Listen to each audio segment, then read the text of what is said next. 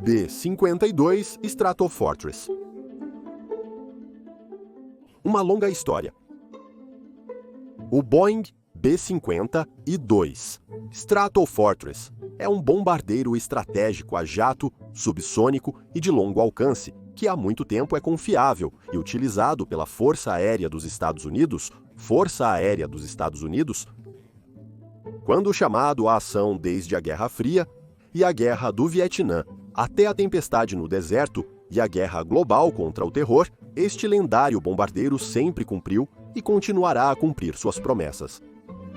Quando Michael Riggs, gerente do programa Boeing B-52 para a modernização de radar, começou a trabalhar no B-52 quase 20 anos atrás, o recém-contratado engenheiro esperava ser logo transferido do programa Stratofortress. Eu pensei que seria uma passagem curta, porque era uma aeronave antiga.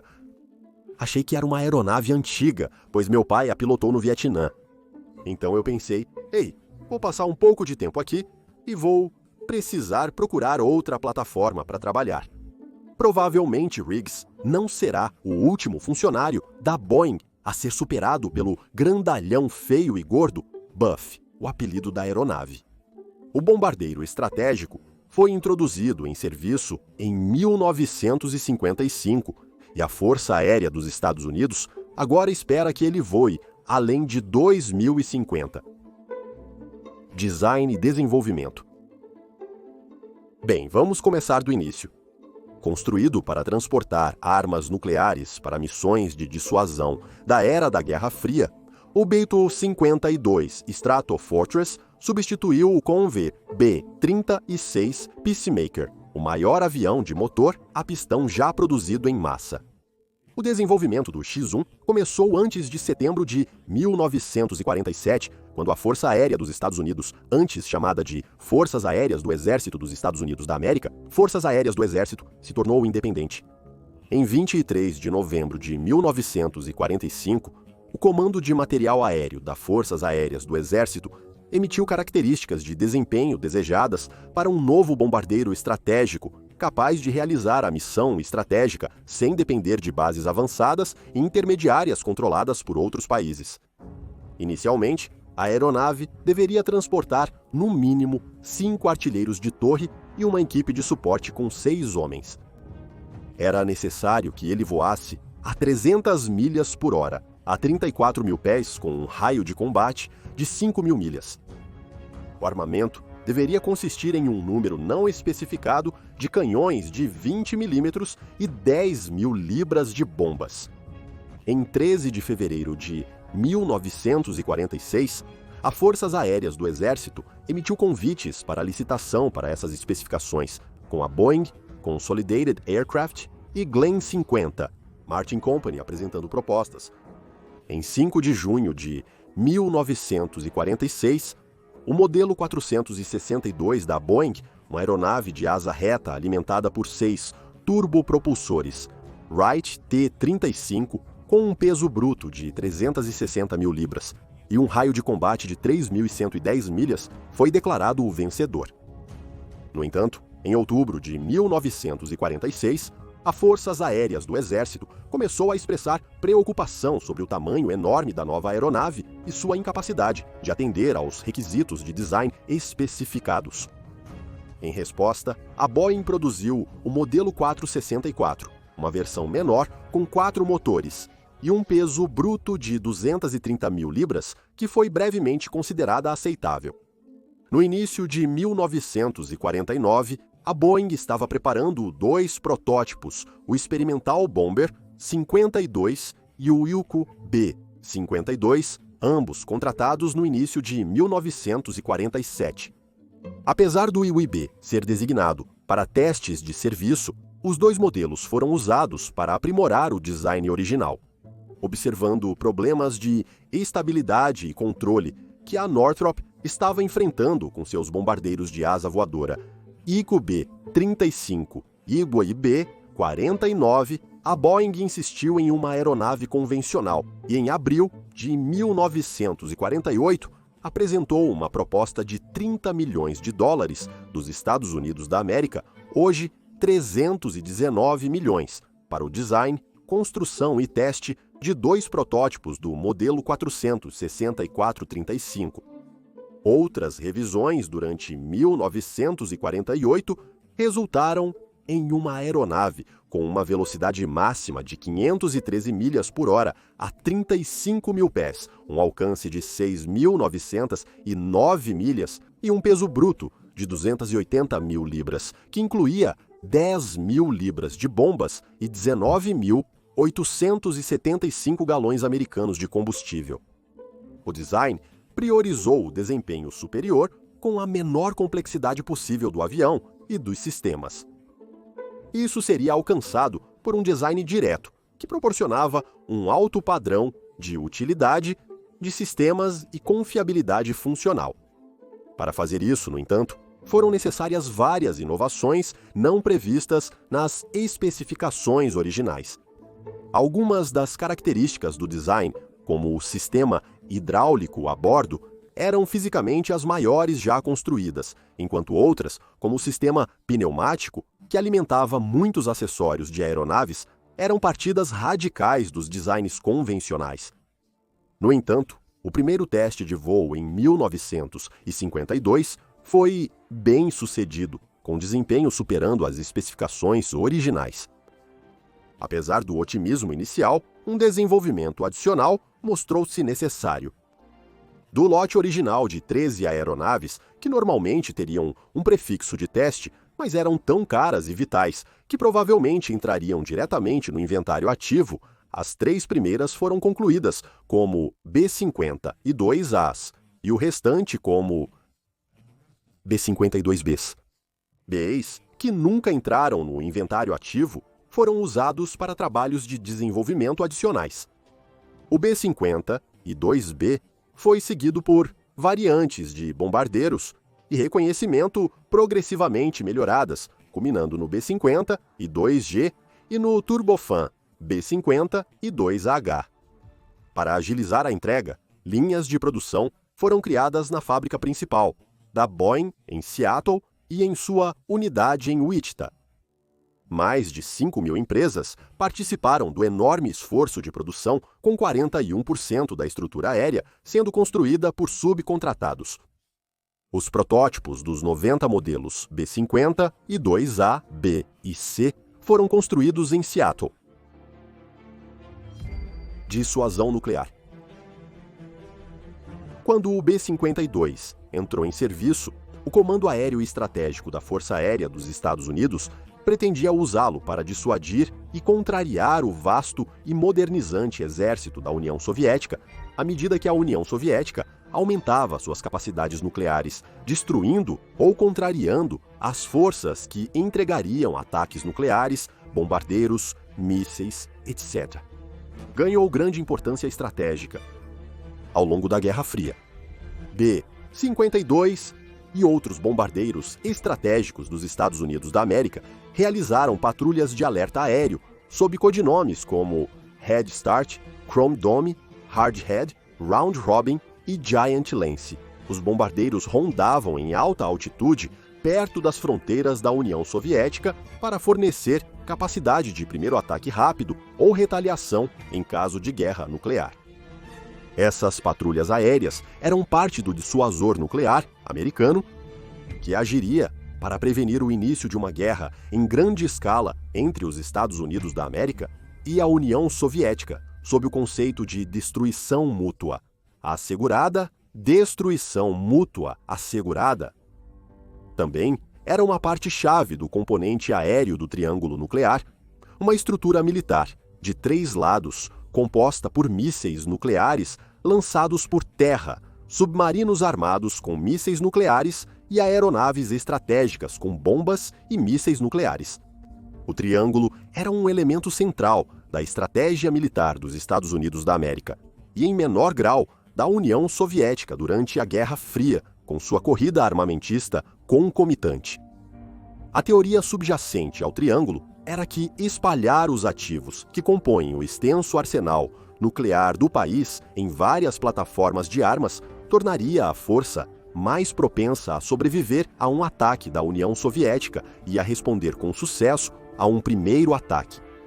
em novembro de 1959 para melhorar as capacidades de combate da aeronave no ambiente estratégico em mudança, a Força Aérea dos Estados Unidos iniciou o programa de modificação Big Four, também conhecido como Modificação 1000, para todos os B-5, 2 operacionais, exceto os primeiros modelos B. O programa foi concluído em 1963. As 4 modificações foram a capacidade de lançar mísseis nucleares, AGM-28 Hound Dog e Iscas, ADM-20, um conjunto avançado de contramedidas eletrônicas, e atualizações para realizar missões de interdição em baixa altitude abaixo de 152,4 metros em todas as condições climáticas diante das avançadas defesas aéreas soviéticas baseadas em mísseis. O B-52 também serviu em um papel não letal. Ele transportou uma aeronave experimental lançada do ar, como o North American X-15, movido a foguete, que voou pela primeira vez em 1959, e o Boeing X-50, e um movido a scramjet em 2010. Vietnã. O B-52, felizmente, nunca atuou em seu papel primário original como bombardeiro nuclear, mas serviu na guerra convencional. Sua primeira missão de combate, Operação Arclight, foi realizada em 18 de junho de 1965, quando 30 B-52Fs dos esquadrões de bombardeio 9º e 441 atacaram um reduto comunista perto do distrito de Ben Cat, no sul do Vietnã. Durante uma manobra sobre o Mar do Sul da China, 2 B-50 e 2S colidiram, resultando na perda das aeronaves e de 8 tripulantes.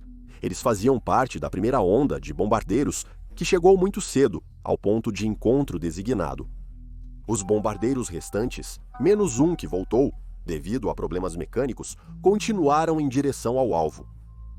De entre 19 mil e 22 mil pés, 27 Stratofortresses atingiram uma caixa-alvo de 1 milha por 2 milhas, um pouco mais de 50% das bombas caíram dentro da zona-alvo. A partir do final de 1965, vários B-52Ds foram modificados para aumentar a capacidade de bombas em bombardeios em tapete.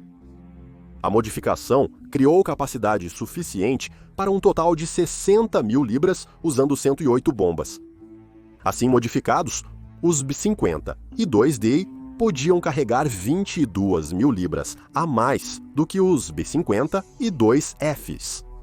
Projetados para substituir os B-50 e 2Fs, os B-52Ds modificados entraram em combate em abril de 1966, voando da base aérea de Anderson Guam.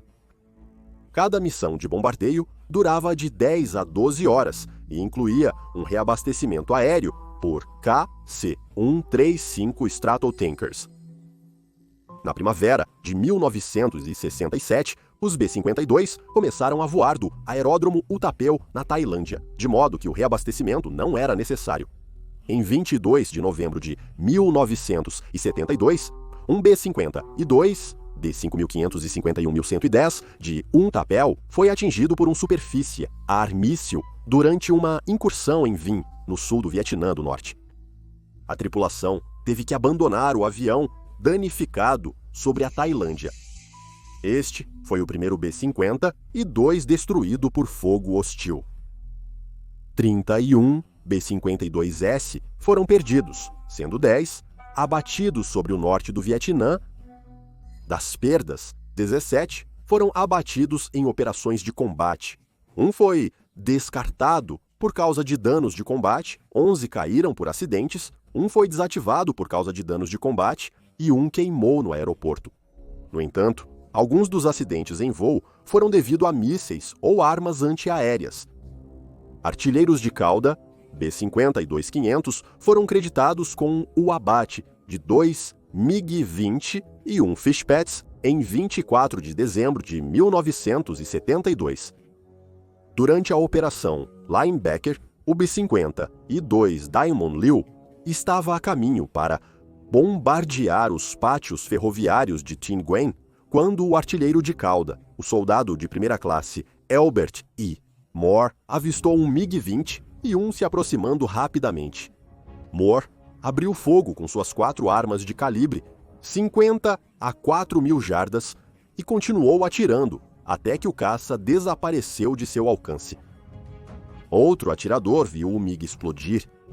Moore foi o último artilheiro de bombardeiro confirmado a ter abatido uma aeronave inimiga com metralhadoras em combate aéreo. Guerra do Deserto. Após o Vietnã, a experiência de operações em um ambiente de defesa aérea hostil foi levada em consideração. Consequentemente, os B-52 foram modernizados com novas armas, equipamentos e aviônicos ofensivos e defensivos. Isso e o uso de táticas de baixo nível marcaram uma grande mudança na utilidade do B-52. A flexibilidade da aeronave ficou evidente durante a Guerra do Golfo e a Operação Tempestade no deserto, quando os B-52 atingiram amplas concentrações de tropas, instalações fixas e bunkers e dizimaram o moral da Guarda Republicana Iraquiana. Em 2 e 3 de setembro de 1996, 2 B-52Hs atingiram estações de energia e instalações de comunicações de Bagdá com 13 mísseis de cruzeiro convencionais lançados por AGM-86C ou Calciums, como parte da Operação Desert Strike. Essa missão, a maior distância percorrida para uma missão de combate, envolveu uma viagem de ida e volta de 34 horas e 16.000 milhas da base da Força Aérea de Barksdale, Louisiana. O B-52 carece da furtividade do B-2 e do Lockheed F-17 para penetrar espaços aéreos fortemente defendidos, mas uma vez alcançada a superioridade aérea, o bombardeiro provou ser um cavalo de trabalho. Os B-52 lançaram 40% de todas as armas das forças da coalizão na tempestade do deserto. Mais tarde, os bombardeiros atacaram alvos na Sérvia durante a Operação Força Aliada em 1999, no Afeganistão durante a Operação Liberdade Duradoura em 2001 e novamente no Iraque durante a Operação Liberdade do Iraque em 2003. Modernização. Para operar por mais 30 anos, a Força Aérea dos Estados Unidos e a Boeing têm atualizado incrementalmente o B-52H com novo hardware. Mais recentemente, em julho de 2019, a Boeing anunciou a Raytheon como sua escolha para projetar, desenvolver e produzir novos radares Array ativamente varrido eletronicamente. Array ativamente varrido eletronicamente. Para bombardeiros baseados em seu sistema APG-79 APG-82. A Boeing diz que o novo radar Array ativamente varrido eletronicamente deve melhorar a confiabilidade da navegação do B-52H, detecção de clima e mapeamento de solo, bem como alcances de detecção de alvos e o número de alvos que podem ser atacados simultaneamente. O próximo na lista de tarefas é a substituição dos 8 turbofãs Pratt & Whitney TF-33P3 do B-52H. A Força Aérea dos Estados Unidos visa reduzir o tempo de inatividade da aeronave e custos de manutenção, obtendo mais energia elétrica dos novos motores. Os bombardeiros estratégicos também receberam lançadores rotativos convencionais em 2016, que permitiram à aeronave soltar 8 munições de ataque direto conjunto ou vários mísseis de ataque conjunto ar-superfície de seu ventre. Contudo, esse sistema estava limitado a fornecer energia para apenas 4 munições simultaneamente, reduzindo a taxa na qual os bombardeiros podiam soltar armas, talvez obrigando a aeronave a fazer várias passagens sobre um alvo. Em fevereiro de 2019, a Boeing iniciou testes de um lançador rotativo atualizado projetado para energizar mais munições simultaneamente, permitindo aos bombardeiros selecionar rapidamente entre uma maior variedade de armas inteligentes em pouco tempo. Comparado com o custo de operar e manter outros bombardeiros pesados, o B-52 não é particularmente caro. Conforme relatado por Lauren Thompson na Forbes, citando David X, o B-52 é econômico. Custa cerca de $70 mil para voar um B-52 por uma hora. Isso é aproximadamente o mesmo que um B-1 custa por uma hora de voo e metade do que um B-2 custa. O B-52 permanecerá na frota de bombardeiros pesados, mesmo com a chegada de novos bombardeiros ao Boneyard. Depois de todos esses anos, a Força Aérea ainda não consegue ficar sem ele. Se você gosta desses vídeos, inscreva-se no canal para receber notificações de novos episódios. Para mais conteúdo interessante sobre história militar, confira nossa biblioteca de vídeos.